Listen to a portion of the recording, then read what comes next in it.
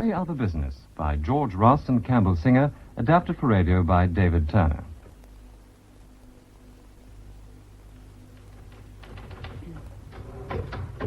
Hello, Joyce. Where's the boss? He's lunching with Pickford, Jocelyn and Taylor's representative. Pickford's trying to sell him one of their new lines. Oh? Got a sample of it here. Oh, thanks. Ooh, not bad. Well, they always turn out a decent job. Still, there's a falling market as far as woolen yarn is concerned. I hope he'll be careful. Don't worry, Geoffrey. He knows what he's doing. Well, I wish he'd hurry back. We've got the board meeting at 3:30. He always likes to discuss the agenda for last-minute alterations. All the same, I'm glad to see you alone. I wanted to tell you. Yes? I'm leaving. You're what? I'm leaving. I'm leaving the firm. I see. Because of me? Mainly. I'm afraid I can't cope anymore, working near you, seeing so much of you, and... well, that's all. I'm terribly sorry, Geoffrey. I've told you over and over again. You needn't repeat it. In any case, I have a feeling that even if you did marry me, you'd be committing bigamy. Is that meant to be funny? Well, you know jolly well you've been married for the last 5 years to Henry Armstrong and Sons Limited. In that case, I'm very happy and I refuse to be divorced. Oh, Geoffrey, you know how very fond I am of you. I'm sorry, but as Julian's secretary, I mean something. I'm someone. When are you leaving? I don't know. I shall hand in my resignation at the meeting this afternoon. They'll easily find another chief accountant. Have you put it on the agenda? Oh, no. I shall bring it up under any other business. Ah, there you are, Jonathan. I was just coming to find you. Is this what you wanted, Mr. Harrison? Ah, yes. Your new design already made up. Straight from the loom. Now, what about this, Joyce? Look at it. It's beautiful. Look at the shade, the way it matches the design itself. And how lovely to handle. It's a fine piece of cloth, Mr. Travis. Thank you. One of your best designs, Jonathan. Another winner. We must show it to the board. Joyce, see that Mr. Julian takes it in with him. Right. By the way, Jonathan, how's the other great work getting on? Wonderful. I'm halfway through. Now, where's that bit of paper? Ah, here we are. Now, listen to this. Goosey, goosey gander, whither shall I wander? Upstairs and downstairs and in my lady's chamber. There I met an old man a-saying of his prayers. I took him by the left leg and helped him down the stairs. Much nicer, isn't he? Oh, much. Tell Mr. Julian I can do the design in all weights, but it's best in 18 to 19 ounces. You haven't forgotten the board meeting this afternoon? No, I'll be there. If I can get Humpty Dumpty finished. Bye. Geoffrey, what is this nursery rhyme business all about? Well, I think the old chap's got something. He believes that half the world's troubles are caused by children being brought up on the wrong literature. He says there are more examples of man's inhumanity to man in Grimm's fairy tales than in any other book, and that nursery rhymes run them a close second. So he's rewriting them. Well, I hope he does something about what our little boy is made of. I once told the little boy next door I wouldn't play with him because he was made of slugs and snails and puppy dogs' tails. And he hit me. It's nice to know that you were a little girl once. I've always pictured you being born with a notebook in one hand and a pencil, double B, of course, in the other. You have become bitter, haven't you? I'm sorry. I suppose I have. Well, I better get some papers sorted for the board. See you later.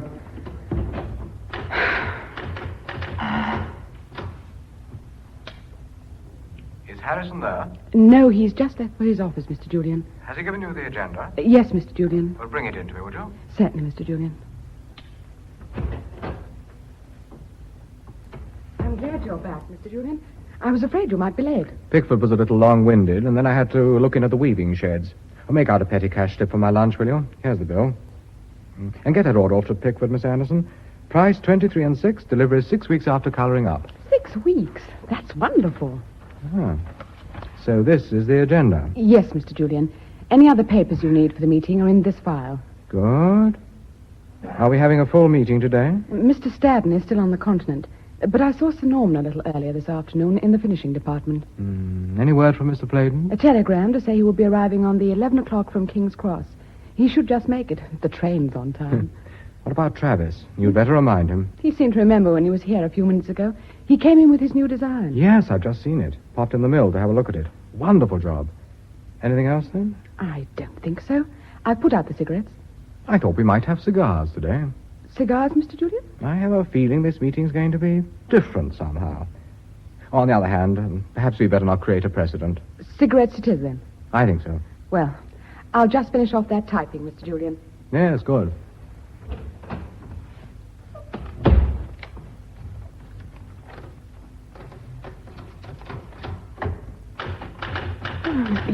mean? Miss Anderson, looking lovelier than ever. Thank you, Mr. Turnbull. Now, how many employees have we got? 1,584. And if we had a beauty competition, I bet you'd knock 'em cold. Mr. Turnbull, you have the gift of always being complimentary without repeating yourself.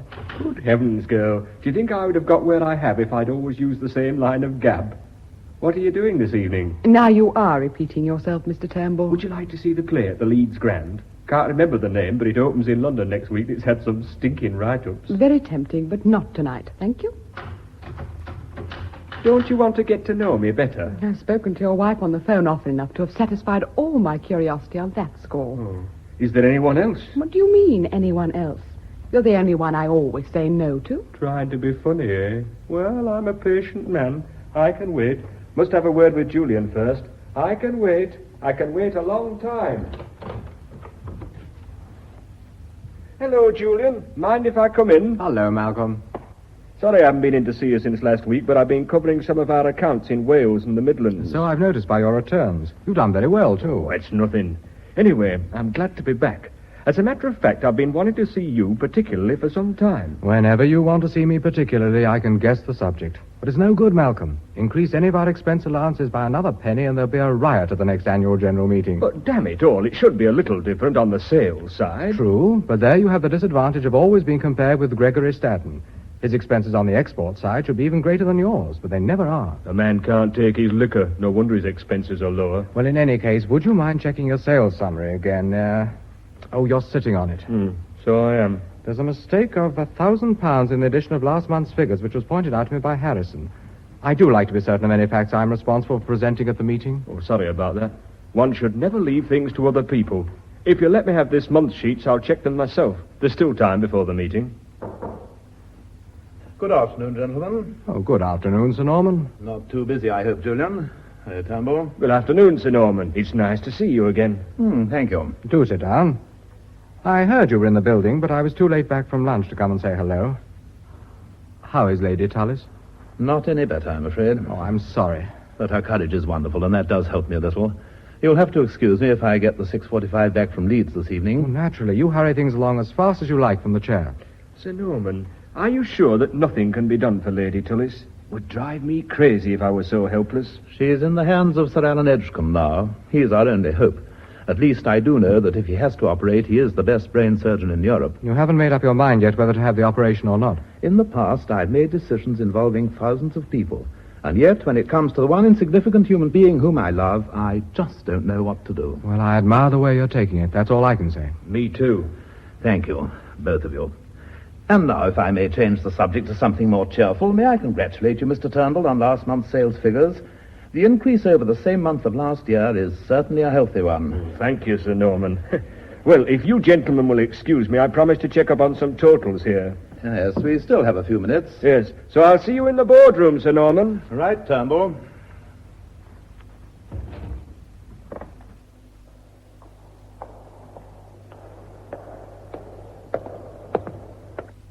Ah, Harrison. Just the man I wanted to see. And I was hoping to see you before the meeting, Mr. Turnbull. Good. Have you got my check for last month's expense account? I'm afraid not.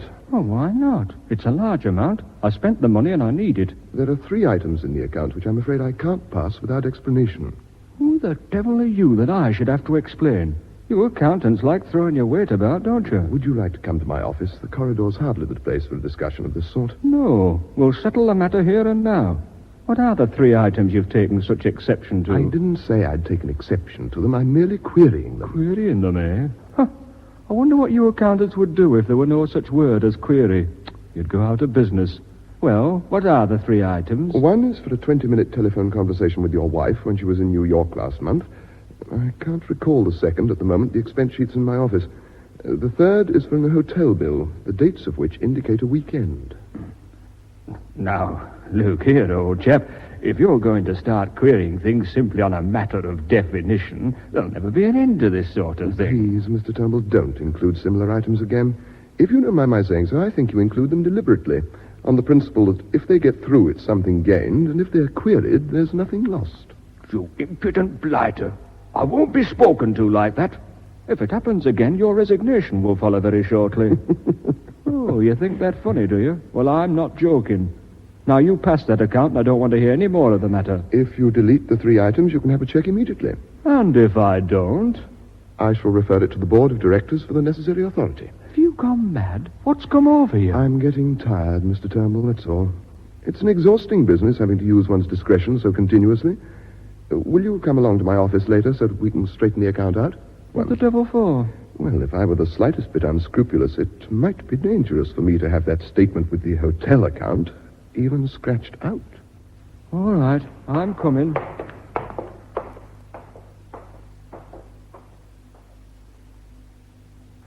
Isn't it time we were starting for the boardroom? You coming, Julian? Yes, Sir Norman. I think we'll go this way. I want a word with Miss Anderson. A remarkable young woman, that. So efficient and yet so sympathetic. Careful, Sir Norman.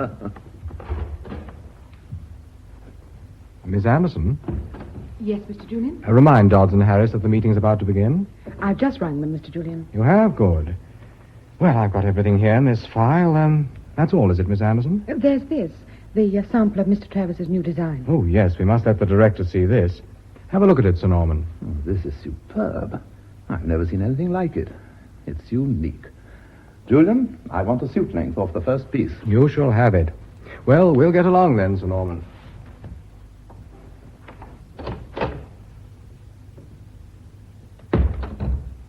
I wonder which you would say is the most important, Sir Norman. The financial statement or this piece of material Travis has created for us? My dear Julian, you don't have to tell me that the success of this company depends largely on having the right goods to sell, and that old Travis always starts us off on the right foot. I'm glad you realize that. My father's wisest bequest to the firm was making that old man a director.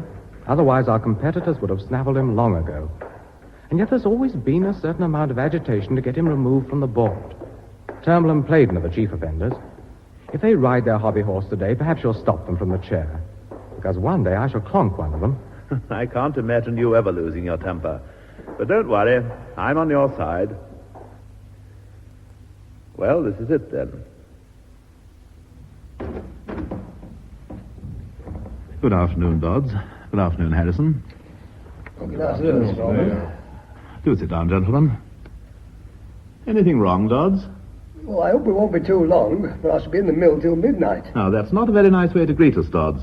But I'm glad to see you. How are you? Now, very well, thank you, Sir Norman. But very busy. He's like a cat on hot bricks every moment he's out of the mill. Don't worry, man. If the boiler house blows up, someone will come and tell you. Anyway, you're among friends here, Dodd, so there's nothing to worry about. Well, it's not so easy. 3 months ago, when I was just a plain mill manager, I had to fight you all for everything I wanted. It's very confusing now, having you all as my friends. Oh, come. It must give you a different feeling being a director of an organization such as this. Now, there are 3 of us still to come, aren't there? I have a letter of apology from Mr. Stadden. I'll call on you to read it as soon as we're formally open, Harrison. Playden sent a telegram. We can expect him at any moment now. I don't know what's happened to Travis. He should be here.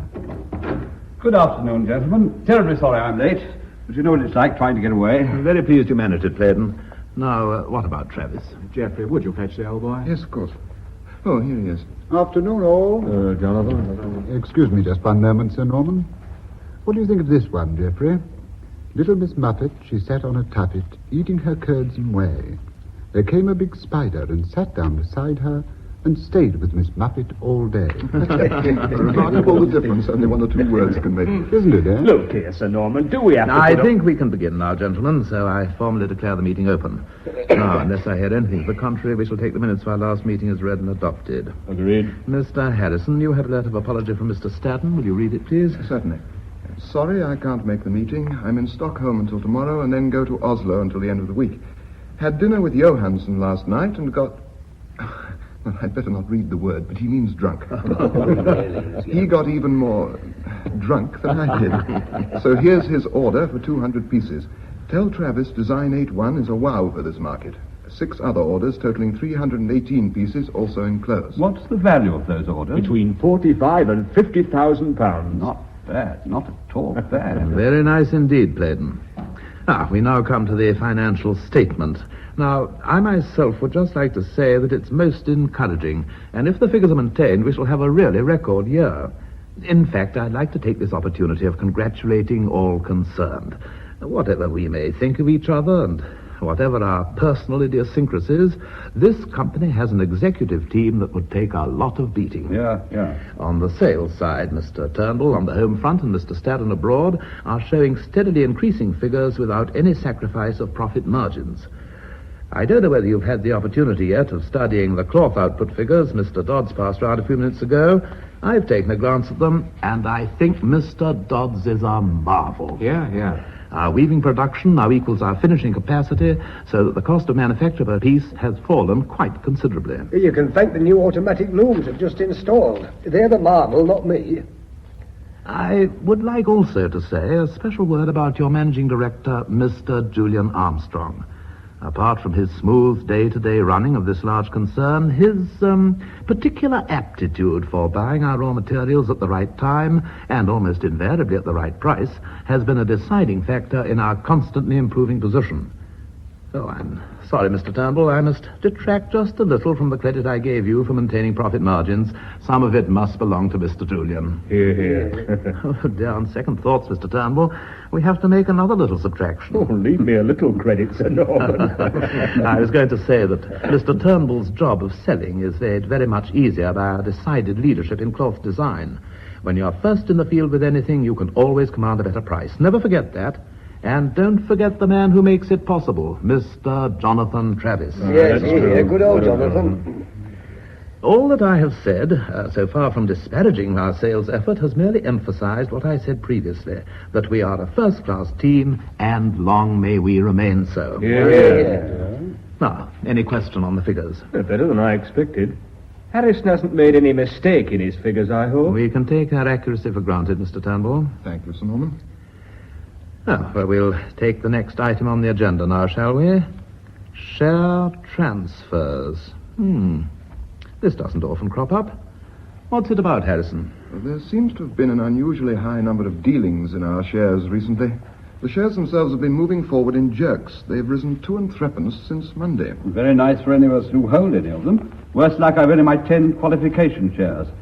You still have your 100,000, Armstrong? I still have the shares my father left me, yes. Have any of you been speculating recently? Well, as a matter of fact, I have. No, but I'd hardly call it speculating. I meant to consult you, Julian. I'm sorry, but the market was rising, so I went ahead. May I ask you how many shares you've acquired? 25,000. Good heavens. Well, that accounts for something, then. You lucky man. You must like us a lot. I had quite a tidy sum to reinvest, and, well, I've reinvested it. Thanks for the compliment. Sir Norman, I don't think as our chairman you could have expressed better the faith you have in the company. I appreciate it. Not only in the company, Julian, but as I said before, in the team. That calls for a toast, doesn't it? We'll finish the business of the meeting first. We can adjourn to my office afterwards. No, fortunately, the agenda is unusually short today. That disposes of the tabled items. Oh, we now come to any other business. There's May something I take I'd up like just to bring a up. few Mr. Playden as a director, we'll give you precedence. Do you mind, Harrison? Not at all, Sir Norman. What I have to say won't take very long anyway. Mr. Playden. Oh, dear, this is a little difficult. Oh, come along, Clayton. I thought oratory was your business. That's just the trouble. You see, gentlemen, unfortunately, oratory is going to cease to be my business. I regret to inform you that I've not been asked by my party to represent them again at the next election. Politics within politics, you know. Oh, that's mighty bad luck. You have my sympathy, Mr. Playden. This is to be your last term in Parliament, then? Precisely. Up to now, my duties in the House have prevented me from widening my commercial activities. As you know, I've always been very proud of my association with Henry Armstrong and Son. But my one regret has been, and Sir Norman could not have emphasized it more by his pointed exclusion of my name, that I've not been a member of that executive team he praised so lavishly. I would like now to ask for the privilege of becoming a member. A real member. Provided, I take it, Playden, that the salary is not less than you're now receiving as an MP. That is something we might discuss later, I think. Yes, you have my sincere sympathy over your candidature, Mr. Playden. The other matter, however, is one that will naturally require some discussion. You realize that? If you think you could discuss it more freely in my absence, I should retire very gladly. That's most considerate of you. Well, perhaps you'd wait in my office. We won't be any longer than necessary. Thank you. Well, thank heaven he's brought the matter up himself.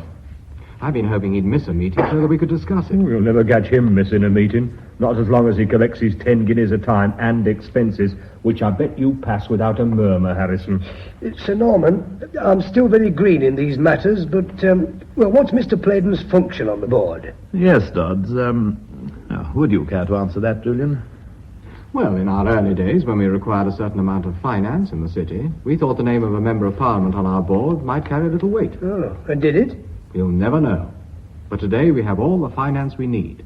And I do believe that in all the years Playden has been on this board, he's never even bothered to learn the difference between a warp and a weft. I suggest that he severs his connection with us completely. Agreed.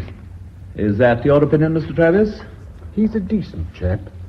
I'd increase his attendance fees to 20 guineas a meeting. An excellent suggestion. Are we all agreed? Agreed. Yes. Good. Mr. Harrison, would you be kind enough to ask Mr. Playden for a return? Certainly. Well, I hope the man's not too disappointed, but we'll soon see. Well, Mr. Playden, we've discussed your request. Thank you, Sir Norman. I'm afraid you may find our decision a little disappointing. Much as we should have liked your fuller participation in our affairs, there is, unfortunately, no vacancy that exists at the moment, and to create one unnecessarily would, we feel sure, be as embarrassing to you as to us. Oh, dear. However, to show our appreciation of the advice and encouragement we've always received from you at our board meetings, we've decided to double your attendance fees. Hear, hear. Oh, well, thank you, gentlemen. Let me say that you may continue to rely on my advice and encouragement in the future. Thank you, Mr. Playden. Now, Mr. Harrison, I believe you wish to raise something under any other business. Oh, yes, thank you. Well, I'm afraid, Sir Norman, that what I have to say may come as a bit of a surprise. But it's not a decision I've made lightly. I've thought about it. What the devil's that? Haven't you had instructions not to put any calls through when there's a board meeting? I'm very sorry, Mr. Julian, but this is urgent. Mr. Meadows and Mr. Griffiths of Amalgamated Worcesters Limited are in the building and would like to speak either to you or to Sir Norman. Did you tell them that we were at a board meeting? Yes. Mr. Meadows said he knew that, and that was the reason he'd come, because he was anxious that what he had to say should be discussed by you and the other directors, so that he could have an immediate answer. Well, why didn't he write? A letter would have got him an answer as quickly. Just a moment, I'll ask him. He's in reception. Meadows is managing director of Amalgamated Worcesters, isn't he, Julian? Yes. Why this personal call, Miss Anderson? Mr. Meadows says he'll give you his reasons when he sees you. Well, just a moment then, Miss Anderson. Well, gentlemen, do we stand on our dignity and ask them to call back later, or do we unbend a little? It's been a very short meeting, Julian. I don't think there's any harm in seeing them. Agreed. I'm damn curious anyway. Well, in that case, do you see them, Sir Norman, or do I? As he's only their managing director, I think it had better be you. As you wish. Miss Anderson, have the two gentlemen shown into my office. I'll be along in a moment. I met this chap Meadows once or twice at Federation meetings. I can't say that I've cared for him very much. He has a reputation of being the rudest man in Yorkshire. Oh, then I take off my hat to him. Amalgamated are one of the biggest cloth manufacturers in Britain. They're bigger than us. Well, if our figures have gone up, they've done so at Amalgamated's expense. He's probably come here to squeal. Good afternoon, Mr. Meadows. Mr. Griffith? So, this is his office, is it? Mr. Julian Armstrong will be along presently. Will you take a chair? I'll sit when I want to and where I want to. Very well, Mr. Meadows. What you looking at, Griffiths? These patterns, Mr. Meadows, very nice. Bring 'em here. Very fine material.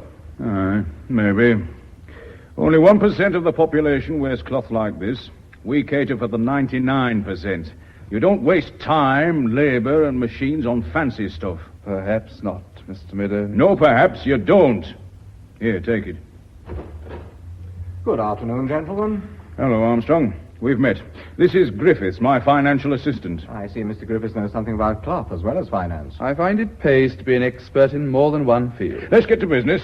I don't want to waste your time, and I'm busy myself. I'm sure you've time for a cigar.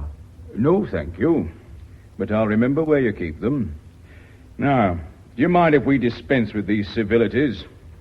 Mr. Armstrong, during the course of the last week, I have acquired over 40% of the share capital of your company. So Harrison was right, after all. Please go on, Mr. Meadows.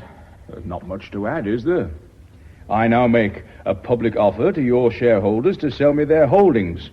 And in a couple of weeks, Henry Armstrong and Sons Limited belongs to me. And what is your offer going to be? 32 and 6 per share. Cash. Well, You do mean business. No sense in doing things by halves. 10 and threepence above market price. Isn't a shareholder born would refuse an offer like that? Possibly not. Well, now could you tell me why we're honored with this personal call? I was coming to that. Today's Wednesday. We intend making the offer public on Friday at 4 o'clock. It would save a lot of trouble if that offer had the recommendation of your board behind it, and that's what I'm here to get. There's not much time. Well? May I ask you one thing? Should you acquire control of this company... There's no question of that. Should you acquire control of this company, what do you intend to do with it? Tell him, Griffiths. Do you think it wise at this stage? Go on. It'll be a pleasure. Now, first, you hold large stocks of yarn, exceptionally large, which you bought at the bottom of the market. But yes, Mr. Armstrong, we know all about them. And we know that they're in your balance sheet at cost. Well, we shall sell them to our own company at today's values. Very clever. Not bad, is it? As to the rest, we incorporate your most up-to-date plant with ours, scrap the rest, and liquidate Henry Armstrong and Sons Limited. Do you think all this will be profitable? It should net us a clear $500,000. Free of tax. What about the goodwill? Bury it. How nice. Did you happen to hear my father turn in his grave? You could now begin to dig your own. Does that apply to the rest of my board of directors? Aye, with the exception of Jonathan Travis. He's one of the assets, also omitted from the balance sheet. Dear old Jonathan. Yes, I've always said he was the best of the bunch. What happens to the rest of us? Out, the lot of you. With adequate compensation? The only compensation you'll get will be the 48 hours grace we're giving you now. During that time, you can buy as many shares as you can lay your hands on. You should still be able to show a nice, tidy little profit. If by 3 o'clock on Friday we do not have your reply, then, as I said before, the offer will be made public, and you will have lost your chance, as well as your firm. I have you like that. How pretty. Well, Mr. Meadows, it has certainly been a pleasure making your better acquaintance. I shall, of course, put your proposition before my colleagues on the board immediately, and it will naturally be for them to decide. But I personally shall vote you damned first. Now, Mr. Meadows, as you've already found out so much about our business, finding your own way out of the building shouldn't be very difficult. Good day to you both. I'm going straight back to my office. If you come to a decision this afternoon, you can phone me. Come along, Griffiths. Good day, Mr. Armstrong. Oh, my God, this looks serious. Oh, I'm sorry, Mr. Julian. I thought you'd gone back to the boardroom. I heard the other two go out. Here are the letters you dictated before lunch. There's nothing wrong. Huh? I beg your pardon. Is anything wrong? Well, it depends on how you look at it, really. Mr. Meadows, for instance, wouldn't say there was anything wrong. It certainly didn't take you long to get rid of him. No, it didn't. Well, I must go back now. I'll deal with that mail later. May I ask you something? Of course. Did the board accept Geoffrey Harrison's resignation? Did they what? Oh, dear, I put my foot in it. He must have thought better of it. No, my dear. Your call came in the middle of his preamble. Well, so that was it. But isn't he happy here? Apparently not, Mr. Julian. Oh, damn nuisance. I got used to him. However, it may not matter after all. Mr. Julian, Don't worry. If he does think better of it, I shan't mention it.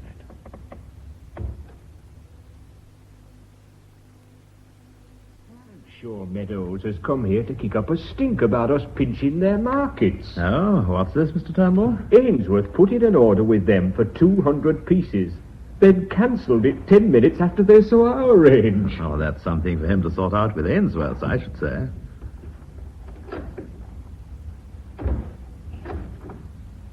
Well, Julian, what does Meadows want? Something serious. What is it, Julian? They made a takeover bid. What the devil? Oh, God. Oh, gentlemen, please. There's no need to get excited until we've studied the bid. But bastards, did you chuck them out of the window? My apologies, Harrison. You were right about the unusual movement in share transfers. Meadows said they already hold over 40% of our shares. 40%? Say Amalgamated Worcesters want to take us over? Not us, I'm afraid. Just the company. What precisely do you mean by that, Armstrong? Julian, do you mind if we conduct this discussion a little more formally? In spite of the interruption, we're still at a board meeting. Now, Julian, would you mind giving us the details? First, how much is the offer? 32 shillings and sixpence per share in cash. Lord, are they mad? And they have 40% of our shares already. Well, that finishes us.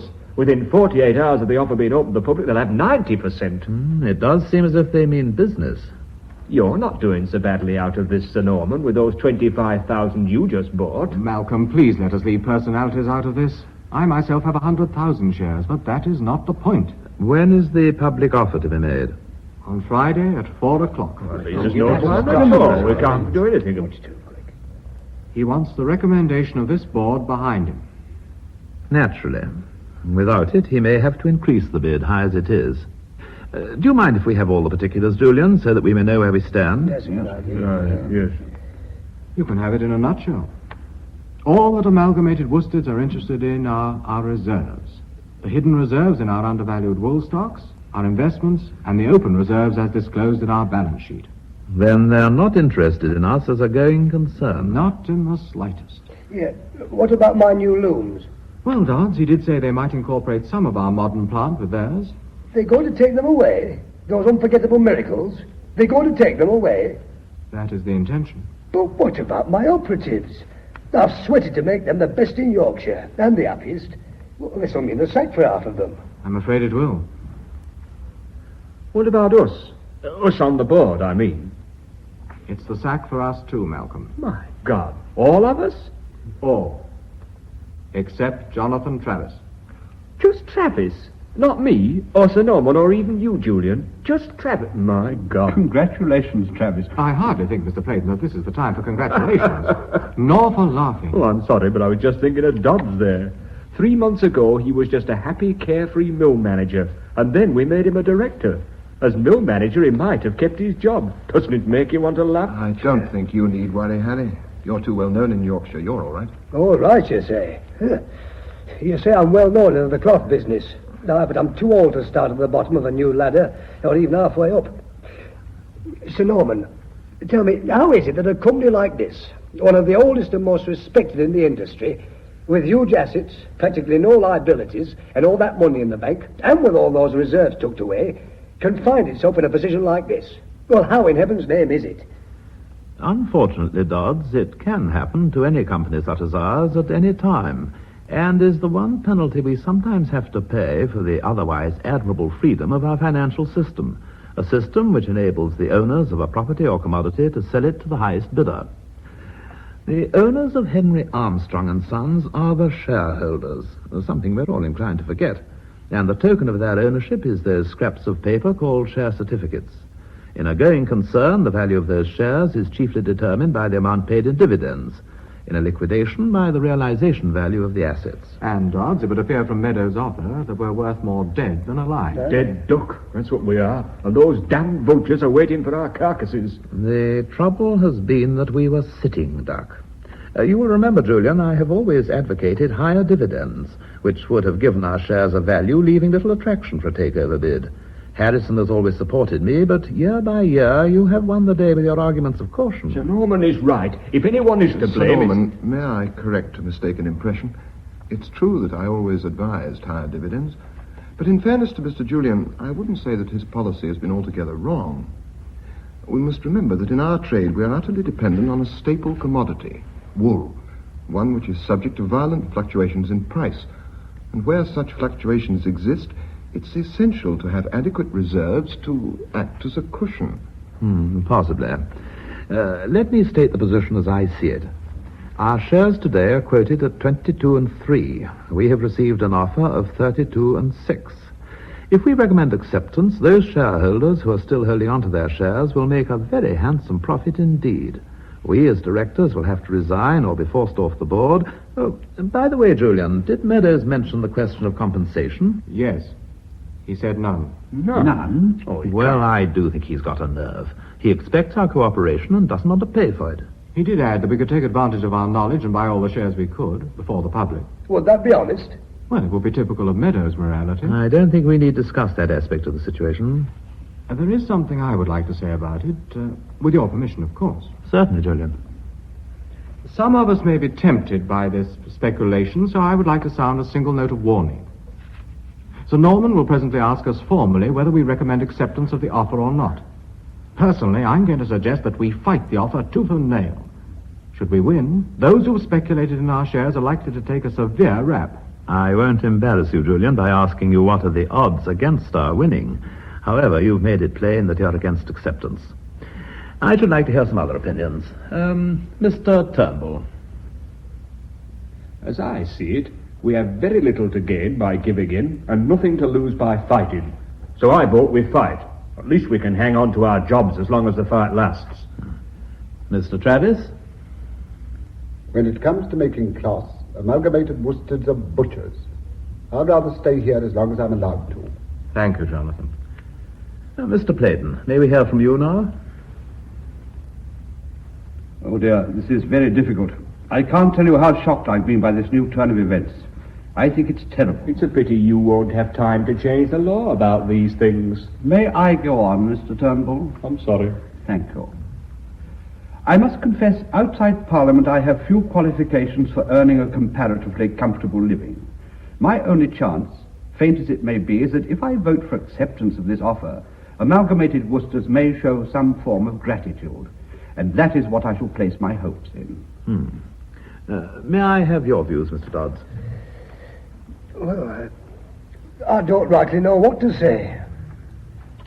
Well, then, may I now formally move the resolution that this board of directors opposes the recommendation to our shareholders that they accept the offer of 32 shillings and sixpence per share to be made by Amalgamated Worcesters Limited, and that the board uses every legitimate means to retain its present control over the assets and goodwill of Henry Armstrong and Sons Limited. Seconded. As the resolution has been moved and seconded, I shall presently put it to the vote. But before doing so, I should like to say a few words myself. There is one thing which each of you have overlooked, and that is that this company does not belong to us. It belongs to the shareholders whose servants we are. Their interest should be your first consideration, and if you ignore that, you may find it more difficult than you imagine to secure another position of trust. Individually, you'll be committing commercial suicide. On whose side are you, Sir Norman? I'm on the side of the shareholders, Mr. Turnbull. On whose are you? I'm sorry, gentlemen, to be so blunt, but in a situation like this, inequitable as it may appear, we must simply ignore all personal considerations. And from the point of view of the shareholders, this bid is an exceptionally generous one. Are you overlooking the fact that you happen to be a shareholder? Quite a large one. As a matter of fact, Turnbull, I had overlooked it. But as you've mentioned it, I shall use it to illustrate what a takeover bid can mean from the shareholders' point of view. 3 weeks ago, I held shares in Stansted Cottons with a market value of just over £20,000. Then came a bid from the Crawford Group that enabled me to buy shares in Henry Armstrong, valued, when I bought them, at about £27,000. Now, if Amalgamated's offer is accepted, I shall receive for my holding about £40,000. I'm sorry to have to quote my own case, but at least it should point out where the benefit to shareholders lies. And as I keep on reminding you, our first duty is to them. You say our first duty is the shareholders. Don't you think the shareholders have any duty to us? I should say they have. We do the work, after all. They're simply capitalizing on our efforts. We do receive payment for our efforts, Julian. Sir Norman, what about the people who buy our cloth? Don't we owe anything to them? Our quality is a byword in the trade.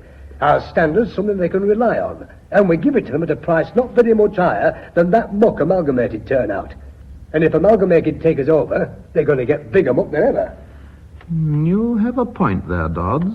But I don't think it's relevant to the question of ownership of this company or to the benefit of that ownership. Sir Norman, may I ask you something? How strongly do you feel about this? No, Julian. I'm not going to resign my chairmanship. It will be sufficient for me if my vote against the resolution is duly recorded. And I have a feeling that if this resolution is carried, you may need my advice more than ever. Oh, we'll put it to the vote now. The resolution before us is that we fight this takeover bid. Mr. Playden and I are against. Any more against? Those in favour? Julian, Travis, and Turnbull. What about you, Dodds? Well, I don't know sufficient to vote either way. Do you mind if I abstain? In that case, gentlemen, Mr. Julian's resolution is carried. What do you wish to do next? The next step is to implement the second part of the resolution, which is that this board uses every legitimate means to retain control. Here, here. Now, I understand that the usual method is to transfer the assets to some new company, whose shares we, as directors, will take up. You can't float new companies in a day, you know. I don't think the difficulty will be the new company who can buy ready-made private companies for little more than their cost of flotation. But our articles of association do not give us power to transfer the assets. Are you sure, Geoffrey? I thought the articles were rather indefinite on that point. They were rather indefinite until we took Council's opinion on it several years ago. It was a tricky point, and Council took some time to decide. But he did decide that we were not empowered to transfer any assets. I'm sure that Meadows will have got hold of a copy of our articles. Then we'll have to try a bluff. If Meadows has the articles, he'll be just as puzzled as we were. He'll realize that it will be a matter for Council, and if we fight, he'll assume, quite correctly, that we've already taken Council's opinion. We needn't tell him what that opinion was. That's a clever move. I'm with you, Julian. You'll be taking a risk. There'll be weeks of legal procedure with regard to the buildings, and Meadows will have an injunction on you before you've moved very far with it. We won't sell the buildings. We'll lease them to the new company. And the plant as well, so that we can carry on. The stocks we can sell over a single letter of acceptance. Oh, what has come over Miss Anderson today? Yes, what is it? I'm sorry, Mr. Julian, but a call has just come through from London for Sir Norman. I'll put it through at once. Must be the hospital about your wife. There you are, Sir Norman. Hello? Yes, speaking. I see. Just a moment, please. Julian, my wife. Sir Alan says he has to operate immediately. I can't leave you now, but my wife will need me. Of course, Sir Norman. Miss Anderson, please telephone the station at once and find out where the next train leaves from, Leeds or Bradford. Certainly, Then sir. get Bruff to drive Sir Norman in. Yes, sir. You just put yourself in Miss Anderson's hands. I hope Lady Tullis pulls through. Thank you, Julian. I feel very badly at having to leave you at a moment like this. Here's a small cutting, Sir Norman. Slip it in your pocket. My clothes have always bought the firm luck. I hope this one does the same for you. It's my new design. I'm very touched, Mr. Travis. Thank you. Hello? Sorry to have kept you. I shall be leaving at once. Will you please have my car at King's Cross?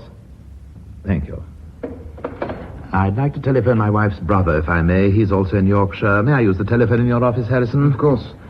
And good luck, sir. Oh, thank you. And best of luck to all of you.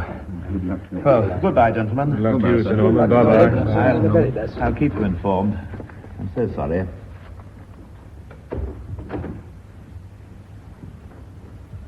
Well, it's a great pity about Sir Norman, but we must not let his troubles make us forget our own. Harrison, find me one of those ready-made companies and put everyone you can spare on to getting out a stock inventory. Very good, Mr. Julian. Also, draft a cable to Mr. Stadden. We must let him know. Show it to me before it goes. And you better minute the adjournment of this meeting until tomorrow morning, 10 o'clock. Is that all right with you all? Oh, just one small favor, Mr. Armstrong. Would you mind calling a new meeting instead of adjourning this one? All right, Playden. We can still afford the few odd guineas. Oh, thank you. If you'll excuse me, I must telephone my home and arrange an hotel here. Goodbye then, gentlemen.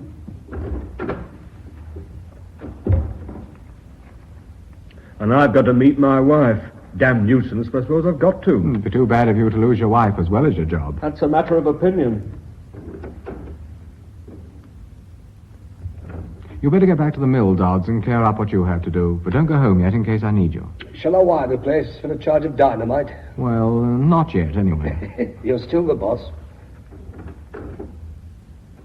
Well, Jonathan, haven't you got a new nursery rhyme that fits this little situation? I've started on one. Which one is it? Old Mother Hubbard.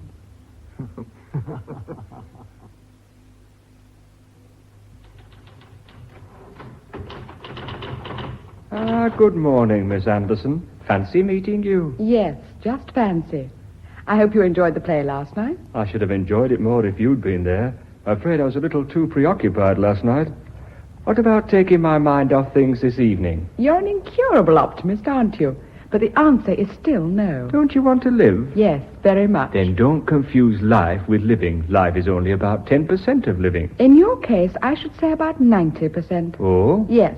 The lower the animal scale, the higher the percentage. Isn't that so? Don't worry. You'll change your mind. I can wait. Oh, morning, Harrison. Morning, sir. I'd better get along to the boardroom, Joyce. If you do change your mind about this evening, let me know. Oh, what have you been saying to our mutual friend? I told him he was a wolf. Jolly good. And he's not the only one. Just because Julian is happily married, there are one or two who seem to think that makes me fair game. Oh, at least I wanted to marry you. Wanted to? Past tense? Past, present, and always. Geoffrey, Yes? what's going on here? I've been kissing you. Yes, I noticed that. I mean with the firm. There are things happening, big things. I can sense them. Usually I know everything, but today I feel like a very helpless office boy. What is going on? Hasn't Mr. Julian told you? No. Then it must wait. But don't worry him for the moment. Just go on feeling helpless. It's very nice. Oh, good morning, sir. Good morning, Harrison. Good morning, Miss Anderson. Good morning, Mr. Julian. I hope there's nothing important in the post. I haven't time to look at a thing, not until after the meeting. It can all wait. Oh, but there's one letter marked personal and urgent. I'll take it in with me. And no word from Sir Norman? Not yet. Oh, you may interrupt us if there is. Come along then, Harrison. Let's get to this meeting. Well, what news have you got? I have the memorandum and articles of the new company here. Also the necessary share transfers handing over ownership to us. The figure of yarn and peace stock and debtors will be ready later this morning. Good. We should have everything tied up then. Oh, and here are yesterday's minutes. Would you like to glance at them before I hand them out? Let's have them. These minutes should make history.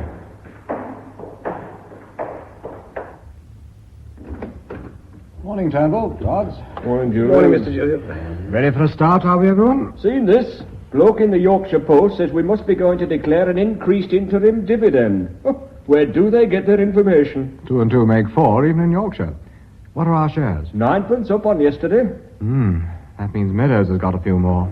Good morning, everyone. I hope I'm not late. Come on, Claydon. We're just beginning. This is interesting. This letter marked urgent. It's from Meadows. Meadows? That fellow's making a nuisance of himself. What's he got to say now, A Julian? nuisance. Just listen to this.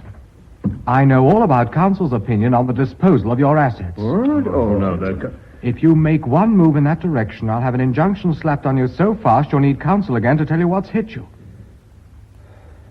Well, I'm sorry, gentlemen. It looks as though we'll have to think of something else. Mr. Julian, I may not know much about company affairs, but I can tell you one thing. There's a bloody traitor among us. It looks like it, doesn't it? And whoever it is, it must be the same person who disclosed our reserves to Meadows in the first place. And that person is on this board. Precisely, Jonathan. That's a nice way of excluding yourself, Harrison. Not at all. I've certainly had the same opportunities as you, Mr. Plain. And what exactly do you mean by that? Gentlemen, please. If we're going to have a slanging match, and I suppose it's unavoidable, at least let us do it in order. Very well, then. Are there any suggestions as to who this traitor in our midst might be? This is no joking matter, Julian. Until you find this traitor, you cannot move one single further step to avoid the takeover. Oh, damn it, Jonathan. Look at us. Look at the faces round this table. There's Turnbull, Claydon, Sir Norman's not here, myself, Harrison, and Dodds. There isn't one of us who hasn't been with the firm less than 10 years. Take another look, Jonathan, because we've trusted each other implicitly up till now. But one of us is a traitor, and we have to find out who it is. Oh, dear. I now realize my limitations as vice chairman. I wish Sir Norman were here. Maybe it's a blessing that he isn't. Because I'd bet my bottom dollar that he is the nigger in the woodpile. Oh, really, Mr. Turnbull? On a point of order, Mr. Julian, this meeting has not yet been formally opened. Would you like this discussion to be continued informally or as part of the meeting proper? Any decision we come to will have to be dealt with formally, so we might as well deal with the discussion in the same way. Very well, gentlemen. In Sir Norman's absence, I declare this meeting open. I think you've all had time to read the minutes of yesterday's meeting, handed round to you by Mr. Harrison. May I take them as read, and will somebody move their adoption? I do. Seconded. Now to the main item. Mr. Turnbull has said that he believes Sir Norman Tullis is responsible for this company's unfortunate predicament. No doubt you've got good reasons, Malcolm. What are they? A, the 25,000 shares he bought so very opportunely. B, he said nothing about them until you, Julian, mentioned the rise in price of our shares. And C, he's voting in favor of accepting Amalgamated's offer. And if those 3 reasons aren't sufficient to hang him, I'll give you another 1 or 2. And I'll give you 3 reasons why it wasn't Sir Norman. I'm glad you're waking up at last, Travis. What are your 3 reasons? A, Sir Norman was your father's friend, Julian. B, Sir Norman is on the board of quite a few other companies, including a large merchant bank in the City of London. And he wouldn't dare risk his reputation by doing something like this. And C, I just don't believe it's him.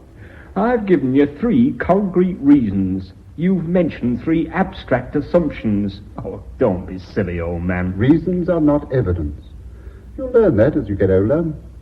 If it's reasons you want, I'll give you a reason why it could be any one of you here. Aren't we treading on rather dangerous ground? In what way?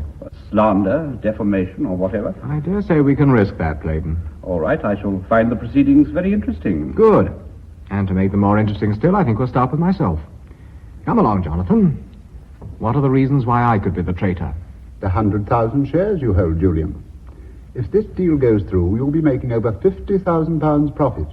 That's a lot of money. I voted against acceptance. The reasons why it should not be any of us are bound to be better than the reasons why it should be. Oh, that deals with me. What about Turnbull? You got any reasons for him? Oh, yes, quite a good one. Come on, out with it. Mr. Turnbull would sell his soul for a more liberal expense allowance. Now, look here, Travis. I'll not stand any more nonsense from you. Now, take that back, damn you. Take it easy, Malcolm. Jonathan happens to be in order. Then will it be in order for me to say why it could be him? He sits apart there pretending he's not listening, but he's listening all the time. It's nothing more than a pretense. Mr. Campbell, if I may say so, you have already accused Sir Norman. Are you accusing Jonathan as well? We were talking about reasons, remember? If I don't listen to the arguments at board meetings, Mr. Turnbull, it's because I've heard them all before, or because I know all the answers. And I've other, more important things to do. As a matter of fact, I've just finished Mother Hubbard. We'll hear it later, perhaps, Jonathan. Have you finished with Mr. Turnbull? Don't you think his reason's good enough? I've answered all my questions. Now, what reasons have you got for Mr. Dodds? Mr. Dodds? Mr. Dodds and Mr. Stadden are 2 people it couldn't be. Agreed about Stadden, but why not Dodds? Mr. Dodds doesn't know the first thing about a balance sheet. And whoever disclosed our plan yesterday had previously disclosed some important balance sheet information. Dodd's ignorance about balance sheets could easily be a pretense. The stakes are very high in this game. Well, look, I'm going to let you all into a little secret, which even Geoffrey here doesn't know. Go on. 3 weeks ago, I started going to technical college. I've turned 60, you know, to try and learn a little about bookkeeping. Oh, no. Well, but for heaven's sake, don't any of you tell me why. Not unless she starts thinking it's a woman you're spending your time with. Now, come along, Jonathan. You're supposed to be giving the reasons, not Turnbull. We're still waiting for your reason about Dodds. Very well. If you must have one, next to yourself, Harry Dodds knows more about our yarn stocks than anyone. Well, of course I do. I have to work with them, don't I? All right, Dodds. We haven't finished yet, Jonathan. What about Mr. Playden? Mr. Playden's a very frightened man, and frightened men are dangerous men. Thank you, Mr. Travis, for letting me off so lightly. I haven't let you off lightly, Mr. Playden. You reacted lightly, that's all. Well, there's one person left. Mr. Harrison, who has one advantage over the rest of us, at least when it comes to balance sheets. What about Mr. Harrison? Come along, Jonathan. You can say whatever you like. Go on. Never mind, Jonathan. I know Harrison is a very good friend of yours, so we won't embarrass you further. Anyway, I can give you a possible reason for Mr. Harrison. Harrison, would you mind telling us what the matter was you intended to bring up yesterday under any other business? Well, it doesn't matter now. I've changed my mind. Oh, never mind about that. Tell us all the same. It's quite irrelevant now, I assure you. Please, Mr. Harrison, I insist. Oh, well, very well then. I intended handing in my resignation. What? You No, Geoffrey. May we know the reasons? Purely personal, I assure you. I've loved my work here. I've been very happy. And I've made some wonderful friends. Did you have another position to go to? None at all. Very rash of you. You're sure it wasn't with Amalgamated Worsteds? It was not with Amalgamated Worsteds. Why did you change your mind? I didn't want to leave a sinking ship. I don't care for that metaphor very much. I'm sorry, but you know what I mean. Very well, Julian. It could have been any one of us, but I'm still willing to bet it was Sir Norman, and I'll tell you why. Any other person in his position would have resigned his chairmanship after having been outvoted on so strong a matter of principle, but he didn't. And why? Because if he had, he wouldn't know our intentions anymore, and he wouldn't be able to betray us anymore. That's why he didn't resign. I'm inclined to agree with Mr. Turnbull. I certainly should have resigned in his position. As a matter of fact, I think we might even be able to prove it. How? That letter, the one you had there from Meadows. Do you mind if I look at the envelope? Yes, it was posted yesterday. Therefore, the information must have been telephoned to Meadows after our meeting. Sir Norman said he had to telephone his wife's brother, didn't he? That was only a blind. He telephoned Amalgamated Worsteds. Pure speculation, Mr. Turner. Well, the switchboard girl can tell us if it's speculation or not. Miss Anderson, Yes, Mr. Julian? do you know what train Sir Norman caught yesterday? The 6:10 from Bradford. He was rather lucky. He had only 5 minutes to wait. He said he was going to telephone his brother-in-law. Could you find out from the switchboard what number that was? As a matter of fact, he asked me to telephone his brother-in-law while he made another call. Then it's the number of the other call that I should like to know. Very well. Well, gentlemen, your doubts will soon be resolved. Any bets, anyone? Come along, Harrison. I've got to get some money out of you one way or the other. Betting would be a breach of Mr. Harrison's professional etiquette. I like a bet myself, but I don't back certainties, especially when they're losers. I'll take you for a fiver. What, you played? Yes, me. I agree with you about Sir Norman, and I've told you what I think about that telephone call. Besides, I like a bet occasionally. And the bet's on. Excellent. There you are, Miss Anderson. You may tell Mr. Turnbull that telephone number. Sir Norman asked for the number of Amalgamated Worsteds and for Mr. Meadows. Is that all? Yes, that will be all. Thank you, Miss Anderson. Well, what do we do now? There's only one thing to do. Remove the bastard as chairman and kick him off the board. £5, if you don't mind, Clayton. Yeah. Thanks. Kick him off the board, that's all we can do. Can anyone suggest an alternative? On a point of order, you have the power to remove Sir Norman as chairman, but only the shareholders can remove him from the board. In that case, I propose the following resolution. Take this down, Harrison. Yes? This board considers that Sir Norman Tullis has not acted in the best interest of the company in the matter of Amalgamated Worsted's bid for the control of its shareholding, and resolves that he shall no longer be chairman of this board. It is further resolved that the secretary be instructed to write to Sir Norman accordingly, suggesting that he should offer his resignation from the board. Have you got all that? Would you like me to read it back? Not unless it isn't clear to any of my fellow directors. I don't think it will be necessary, Malcolm. I couldn't have expressed it better myself, or more tactfully. Well, gentlemen, you've heard the resolution proposed by Mr. Turnbull. Will anyone second it? You, Bladen? It will give me a very great Mr. pleasure. Julian, please. If the resolution is seconded, it will have to go on permanent record in the minutes, whether it's passed or not. Before you take that irrevocable first step, may I please say something? Look here, Harrison, I feel just as sorry as you do for Sir Norman with his wife in danger. But the life and death of this company is also at stake. I realize that fully, but I'm convinced that we'll be making a very grave mistake. I know that telephone call must appear damning, but I'm sure there's some explanation for it. And we ought to have the courage to demand it in Sir Norman's presence instead of sacking him in his absence. We're wasting time, Julian, and it's sheer presumption on Harrison's part to talk like this. He's not a director of the company. I'm sorry, Harrison, but Turnbull is right, you know. Well, then before you decide, let me say one more thing. I have a plan to suggest, one that could possibly avert the takeover. Avert it? Yes. Oh, Well, if you're right about Sir Norman, that is, who is not here and will not know of the plan.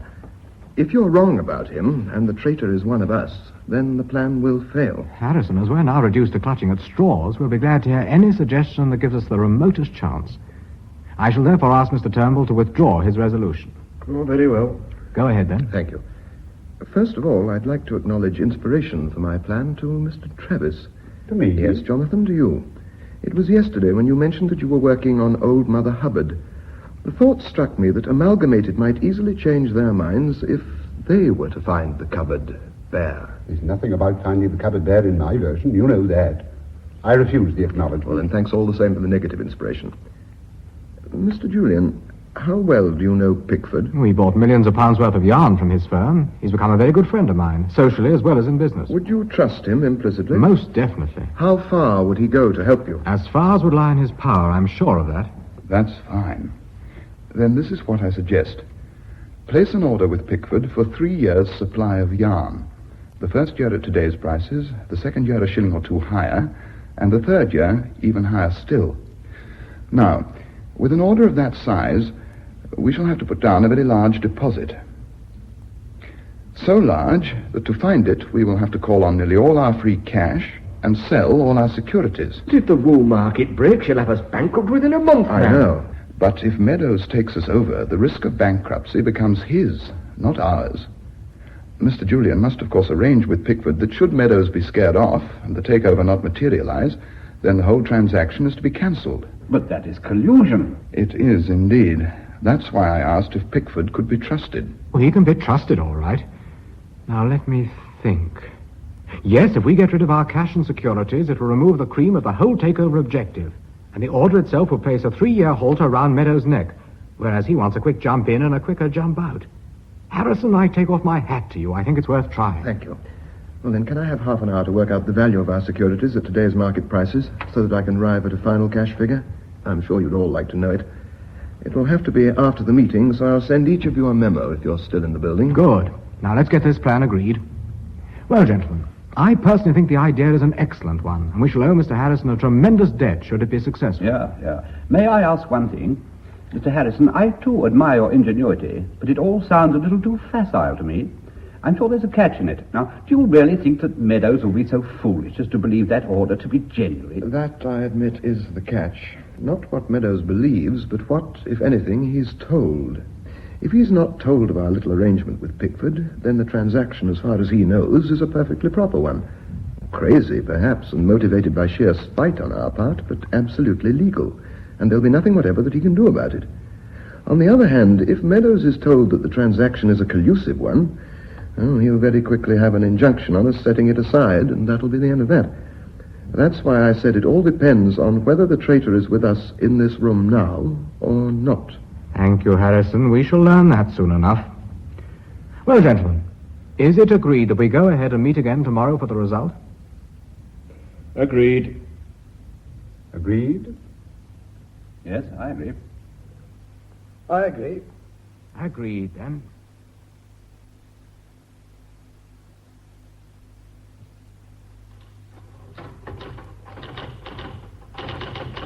Oh, it's you, Geoffrey. I thought it might be Julian. I didn't see you at lunch today. I had some shopping to do. Darling, did you tell Julian I intended leaving? I'm sorry. I didn't think you'd changed your mind. Have you changed your mind? Not exactly. I shall choose a more suitable occasion, that's all. What's the occasion got to do with it? You'll know soon enough. Everybody will know by the end of the afternoon. I'm fed up with all this mystery. Sorry. Has Mr. Pickford phoned? No, why? Has Mr. Meadows phoned? No one has phoned. Oh, dear. Geoffrey, why are you so worried? I'm worried in case I might be wrong after all. There's a telegram here for Julian. Could that be from Mr. Pickford or Mr. Meadows? No, they'd either phone or call personally. A telegram? Must be from Sir Norman. I wonder what his news is. Perhaps Mr. Julian has gone straight to the boardroom. Would you give it to him? Yes, I can hardly wait for him to open it. Let you know what it's all about later. Right.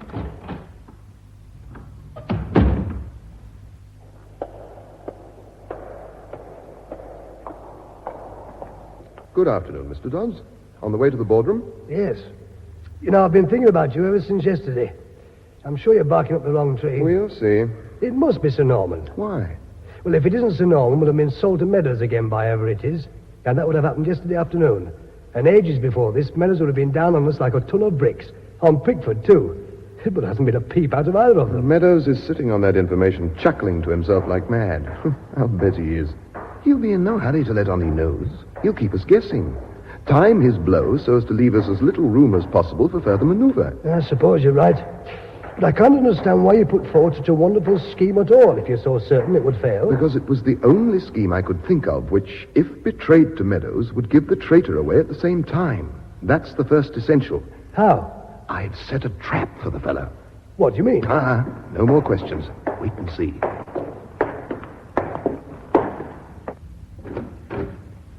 Come along, you two. We're all here. We can start. Oh, this telegram has just come for you, Mr. Julian. Thank you. Meadows, is it? No, Sir Norman. He says, operation completely successful, a miracle. Flying up to the mill, must return London tonight. Oh, that's wonderful. Thank God for that. Amen. And amen. It looks as though this telegram was handed in at the airport. That means Sir Norman will be with us at any moment. I think that demonstrates Sir Norman's great loyalty to this company. Yeah. Mr. Harrison, I would like to remind you, and the others present, that so far we have not had the slightest reaction to your very estimable plan, which would tend to confirm our hopes of saving the company, but not, I'm afraid, Sir Norman's loyalty. Hear, hear. I would also remind you all that our deadline is 3 o'clock today, a little less than half an hour away. At 3 o'clock, Meadows wants our answer. At 4 o'clock, he communicates with the press. The time is now appropriate for us to inform Meadows of what we've done, so that he may think better of his intentions. However, I should like your decision on that. If you telephone him now, you take the risk of him telling you what to do with yourself. Thank you, Jonathan. That risk is small and growing smaller. Well, Mr. Harrison, what is your opinion? I appreciate your stand on Sir Norman's behalf, but on the evidence, and ignoring your instincts, which are about all you've got left, what would you suggest? I'm sorry. Possibly my instincts are all I have left, but they're as strong as ever, and I cannot share the general optimism. But I don't see any harm in telephoning Meadows, except that you'd merely be anticipating your own disappointment. Then for heaven's sake, let's telephone and get it over. Then when Sir Norman does arrive, at least we'll know whether to throw him down the stairs and have a drink, or shake him by the hand and then go and drown ourselves. That's quite a sensible viewpoint. Miss Anderson, Hello?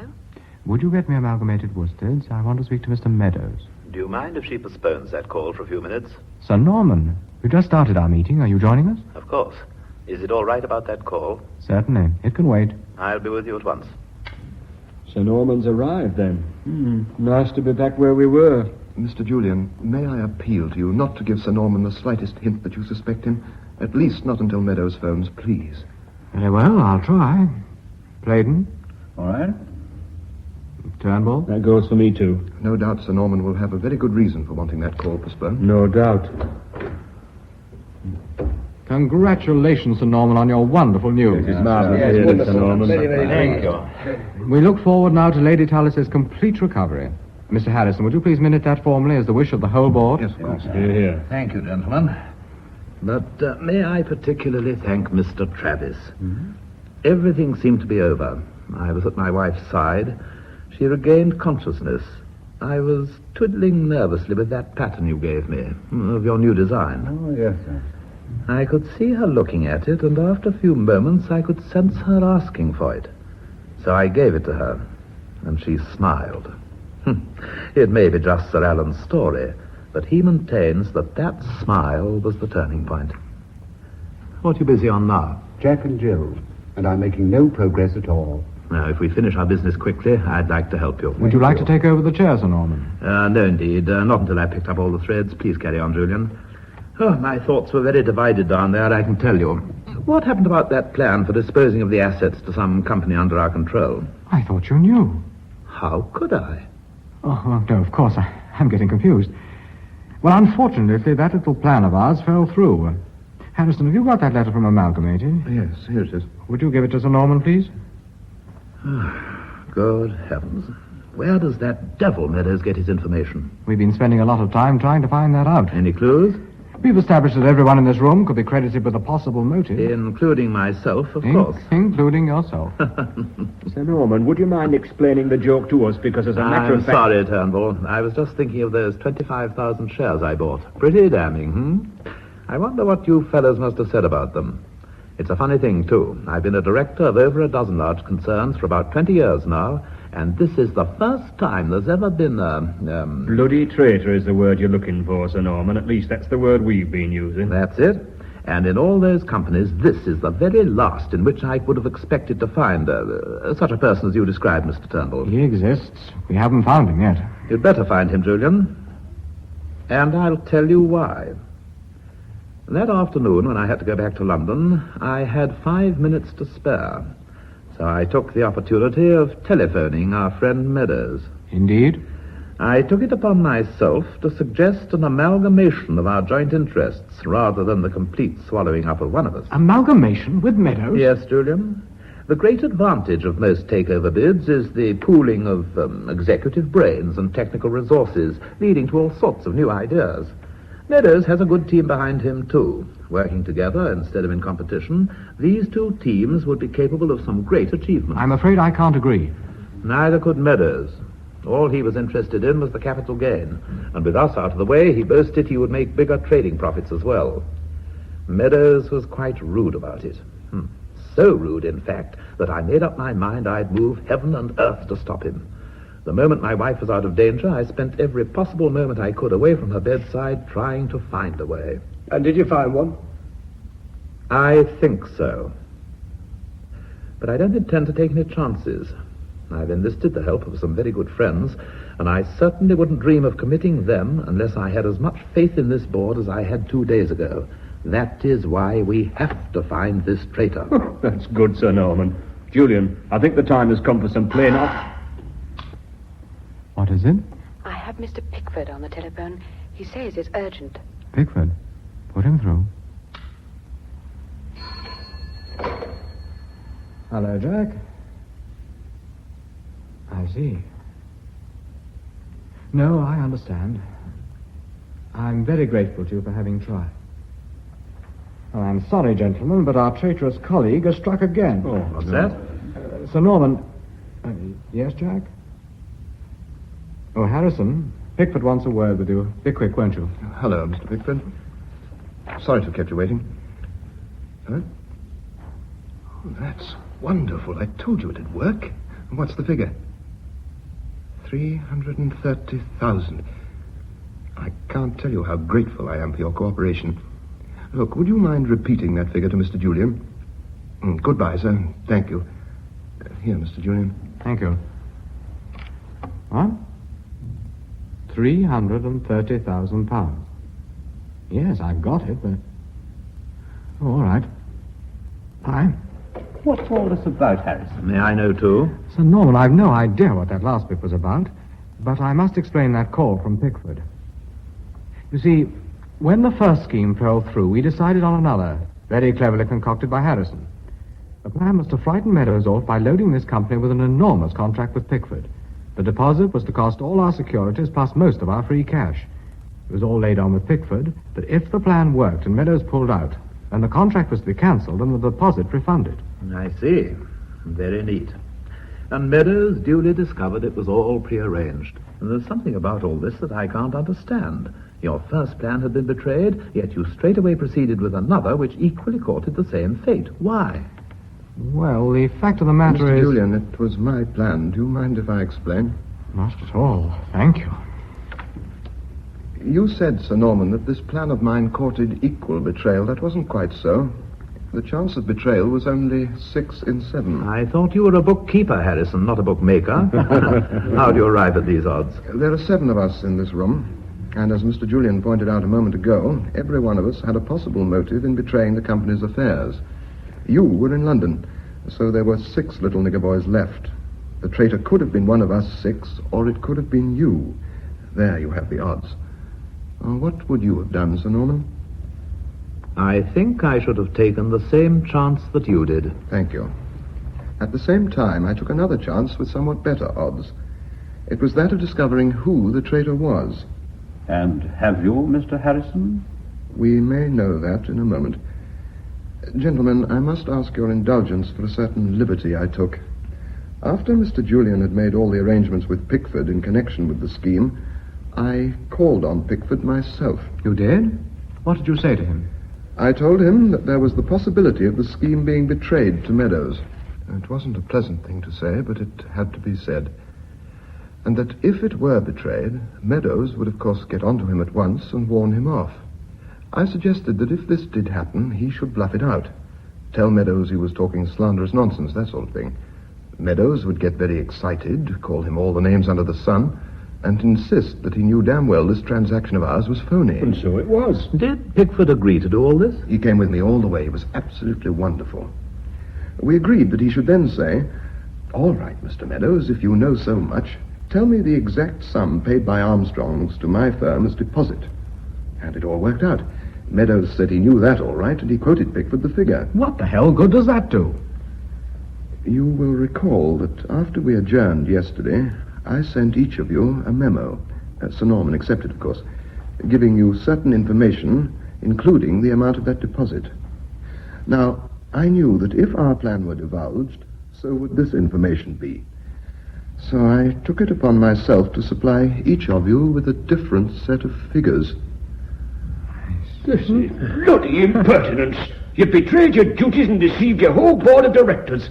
I'll not stand for it. I must say that I feel just as strongly as Mr. Turnbull does on this matter. You've overstepped the mark, Harrison, in a way which no one with any shred of dignity could tolerate. What do you say, Armstrong? Well, you both say that Harrison is wrong in deceiving his board of directors.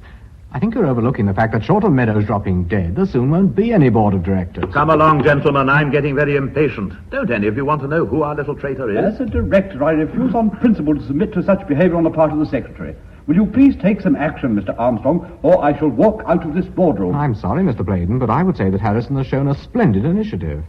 And what is more, if there was any point to it, I would move that he be invited to join this board as financial director. Hear, hear. Well, I'm all for that, but I don't understand where all this initiative of Jeffrey's gets us now.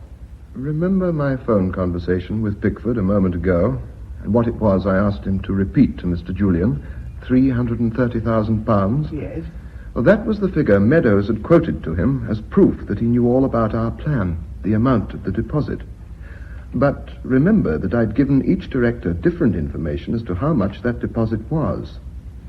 Only one man here could have divulged to Meadows that particular figure of £330,000, had he? Because only one man had it to divulge. Mr. Julian, I wonder if you would kindly take this envelope. It contains a list of the directors' names, and against each the separate information I gave them in my memos. Will you please look at the list and tell the board against which director's name is the figure of £330,000? The name, gentlemen, is Charles Pladen. Pladen? Good. Dirty swine, Pladen. I'll smash those blasted teeth down your throat. Mr. Campbell, apart from Grimm's fairy tales, what did you read when you were a boy? Look what this dirty blighter has done to us. He's ruined us, and he's not going to get away with it. If he's going to enjoy his ill-gotten gains, he's going to do so in hospital. Get out of my way. Campbell, we'll have no violence. Miss Anderson, you're gradually developing the habit of disturbing us at the right moment. Who is it now? Mr. Meadows and Mr. Griffiths. They're in reception. Well, gentlemen, this is it. That's all right, Julian. I asked them to call. I sent them a telegram at the same time that I sent yours. I have another proposition to make to them. Just a moment, Miss Anderson. I'll call you back. Well, Pladen? Do you mind if I go now? One moment, Mr. Pladen. I intend having our two friends from Amalgamated brought in here in a moment. They may need your open support this time. You wouldn't prefer to stay? With your permission, I would prefer to leave. Mr. Pladen, just a small matter of procedure first. Our future existence may be a little short, but we like to have things right. Do you intend resigning, or do we have to kick you off the board? You can rely on receiving my resignation. Thank you. Good day to you, gentlemen. Good day, Mr. Pladen. Julian, do you mind if I take over now? Not at all, Sir Norman. Very good. Let's have Meadows in. Miss Anderson, bring Meadows and Griffiths here to the boardroom. Certainly, Mr. Julian. Well, what does he say? He wants me to take you to the boardroom. Well, let's get along there. We haven't got all day. Come on, Griffiths. This way, Mr. Meadows. Mr. Meadows? Mr. Meadows? Oh, it's you. Miss Anderson, I would like a word in private with these two gentlemen. I won't keep them long. Certainly, Mr. Baden. I'll wait up the corridor. You fool, we're not supposed to know each other. I'm sorry, but they've just found out that I was the source of your information. I thought you'd better know. Then you're a bigger idiot than I took you for. Mr. Meadows, may I see you before I return to London to discuss that position you promised me? Mr. Pladen, a man who betrays once for money will betray again for the same reason. I have no position to offer you. But you promised it to me. I have your letter. Mr. Pladen, Yorkshire is the one place left in England where an Englishman's word is still his bond. But it's his written contract you mustn't trust. Not if there's a loophole in it. Have another look at your letter. I dictated it myself. Good day, Mr. Pladen. Good day.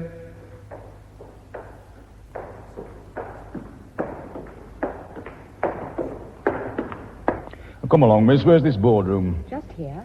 Right. Now, Griffiths, watch these other worms squirm. Or turn. Aye. Or turn. That's right. Good afternoon, gentlemen. Would you please be seated? Good afternoon to you all. I'm Sir Norman Tullis. Mr. Armstrong, I believe you've met, and these are my other colleagues, Mr. Dodds, Mr. Harrison, Mr. Turnbull, and Mr. Travis. I would have liked you to meet Mr. Playden as well, but unfortunately he's just been recalled to London. I'm Meadows. May we cut the cackle and get down to business? That is why I asked you to call. Well, I've nothing to add to my previous offer. The only thing I'm prepared to discuss is the manner of your departure, which I should prefer as soon as possible. We can arrange the details through our respective solicitors if you'd find that less embarrassing. Mr. Harrison, you are an employee of the company. I expect you to remain at your post. It will help matters considerably. I was about to hand in my resignation, and if this board accepts it, there'll be nothing to keep me here. I'd prefer to make things as difficult as possible for you. I'll be in touch with you later. Mr. Meadows, I'm afraid I didn't ask you here to discuss these particular matters. Then why are you wasting our time? Sir Norman, do I have the recommendation of your board, or are you going to make fools of yourselves? Neither, I'm afraid. Come along, Griffiths, we're wasting our time. Sit down, you damned ill-mannered ass. Now, look and here. listen to me. What's the latest quotation from Amalgamated Shares? We're not here to discuss the shares of Amalgamated Worsteds. Will you please answer my question? 18 and 9. Thank you. And not worth much more if my investigations are correct. Still, the goodwill must have some value. Mr. Meadows, on behalf of Henry Armstrong and Sons Limited, I am offering your shareholders 22 shillings and 3 pence per share. You must be crazy. That offer would cost you £4 million. Would you like a banker's reference? You are crazy. No, I'm just a businessman like yourself, Mr. Meadows. With a few more scruples, I hope. You're bluffing, and you're a fool if you think you can get away with it. If you would care to check up in the usual reference books, you will find that I'm also on the board of Harlow and Mannheim Limited, merchant bankers. I have here a certified minute of that board, placing $4.5 million at the disposal of Henry Armstrong and Sons for the purpose I've stated. See for yourself. Oh, look here, you can't do things like... Shut up. Oh, by the way, you've got some good men on your board, and when you convey this offer to them, you can tell them you're quite prepared to absorb them in the new organization. With 2 exceptions, of course. Well, Mr. Meadows, our offer to your shareholders will be in the final edition of today's London and Northern papers, unless I telephone them to withdraw it. Whether I do or not is up to you. All I require is that we hear no more of your offer. What about the Henry Armstrong shares we've already acquired? You'll take those off our hands, I assume? No. But if we have to offload them onto the market, we'll lose thousands. Then I can only suggest that you open an account in your ledgers headed Experience and debit it. Unfortunately, it's not allowable for tax purposes. All right. You win. Good. And you accept the terms I've given? I accept. Well, gentlemen, it was very good of you both to have called. Good afternoon. Griffiths, come on.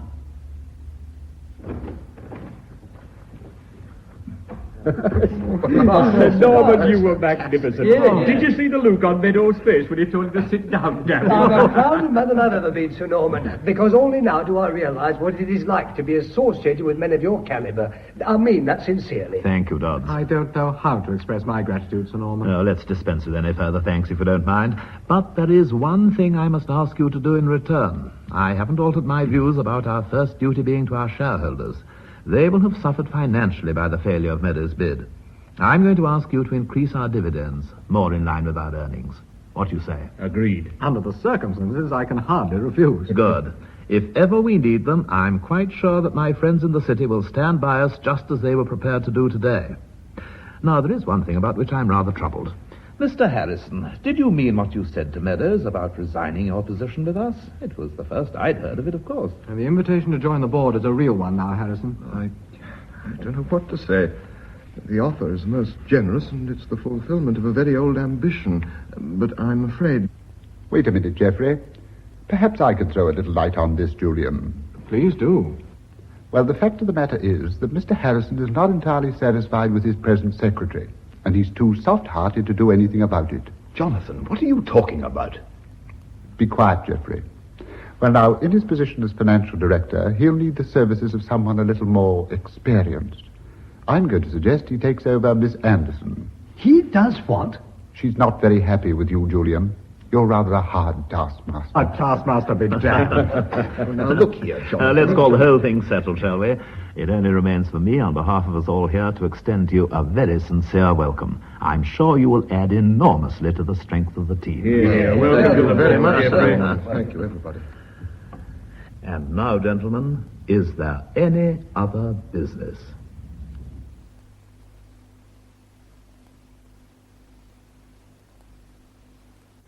In any other business, the cast was as follows. Joyce Anderson, Judy Parfitt, Geoffrey Harrison, Brian Kent, Jonathan Travers, William Avenel, Julian Armstrong, David Cross, Malcolm Turnbull, Ronald McGill, Sir Norman Tullis, Ross Hutchinson, Harry Dodds, Derek Royal, Charles Playden, John Rudling, Martin Meadows, Tony Steedman, Stanley Griffiths, David Macmillan. The recorded production was by Peter Powell and Hugh Stewart in the BBC's Midland studios and was originally broadcast in December 1960.